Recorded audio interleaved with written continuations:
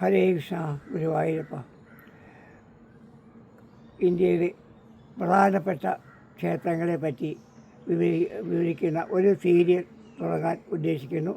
ആദ്യമായി തിരുനാവായ നവാമുകുന്ദ ക്ഷേത്രത്തെ പറ്റി പറയുന്നു. നവാമുകുന്ദ ക്ഷേത്രം ഇത് ത്രിമൂർത്തി സംഗമ സ്ഥലമാണ്. നവാമുകുന്ദ ക്ഷേത്രത്തിൻ്റെ തെക്ക് വശത്ത് മഹാദേവ ക്ഷേത്രവും ബ്രഹ്മക്ഷേത്രവും സ്ഥിതി ചെയ്യുന്നു. നവാമുകുന്ദൻ എന്നത് കൊണ്ട് നമ്മൾ മനസ്സിലാക്കേണ്ടത് അദ്ദേഹം മോക്ഷപ്രദായകനും മഹാവിഷ്ണു രൂപവും ആണ്.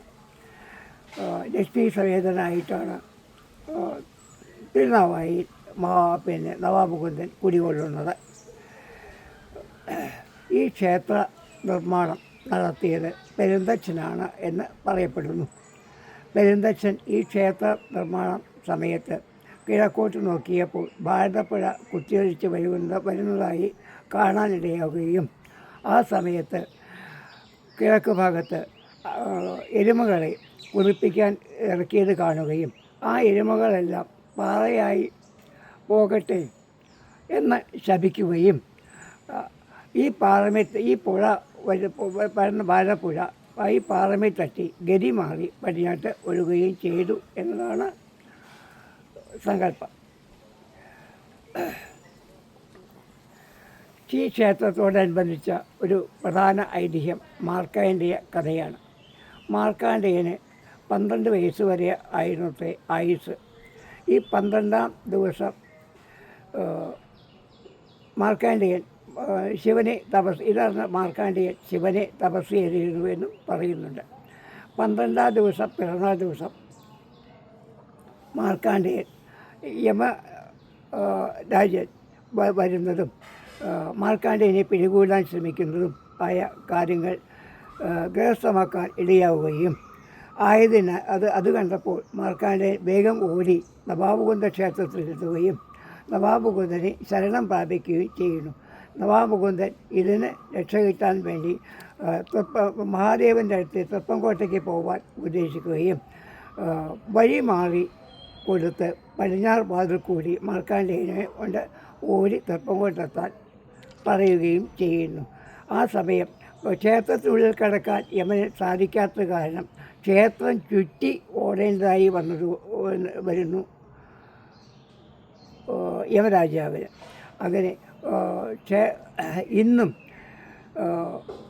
ക്ഷേത്ര പ്രദക്ഷിണം നടത്തുന്നതായ ഭക്തജനങ്ങൾ തെക്കോട്ട് നോക്കി മഹാശിവനെയും ബ്രഹ്മാവിനെയും പടിഞ്ഞാട്ട് നോക്കി ശിവനെയും പ്രാർത്ഥിച്ചുകൊണ്ടാണ് പ്രദക്ഷിണം നടത്തുന്നത്. തൃപ്പംകോട്ടെത്തിയ മാർക്കണ്ഡേയൻ തൃപ്പംകോട്ടെത്തി ഭഗവാനെ ശരണം പ്രാപിക്കുകയും മഹാദേവൻ കാലിനെ നിഗ്രഹിക്കുകയും മാർക്കണ്ഡേയനെ ചിരഞ്ജീവിയായി ജീവിക്കാൻ അനുഗ്രഹിക്കുകയും ചെയ്യുന്നു.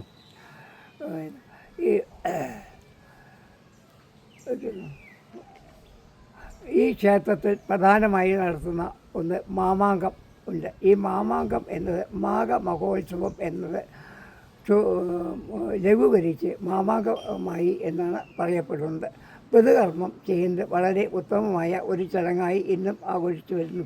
ഇതിൻ്റെ ഐതിഹ്യം പരശുരാമ മഹർഷി ക്ഷത്രിയവധങ്ങൾ നടത്തി അവരുടെ മോക്ഷത്തിനായി തിരുനാവായിൽ വന്ന് പിതൃകർമ്മം ചെയ്തു എന്നതും അതിനെ അടിസ്ഥാനപ്പെടുത്തിയാണത്രേ ഇന്നും ആ ക്ഷേത്രസന്നിധിയിൽ പിതൃമോക്ഷത്തിനായിട്ട് പിതൃകർമ്മം നടത്തുന്നത് എന്ന് പറയപ്പെട്ടു വരുന്നു. ഈ ക്ഷേത്രത്തിൽ മേടസംക്രമത്തോടനുബന്ധിച്ച് 10 ദിവസം നീണ്ടു നിൽക്കുന്ന ഒരു ഉത്സവം ഇന്നും കൊണ്ടാടി വരുന്നുണ്ട്. അത് വളരെ വിശേഷപ്പെട്ടതാണ്.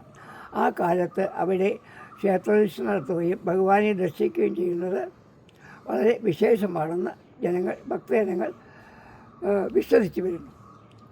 ഈ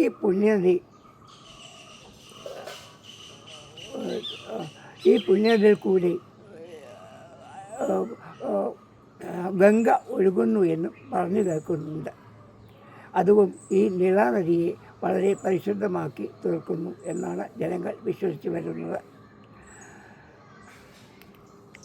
പിന്നെ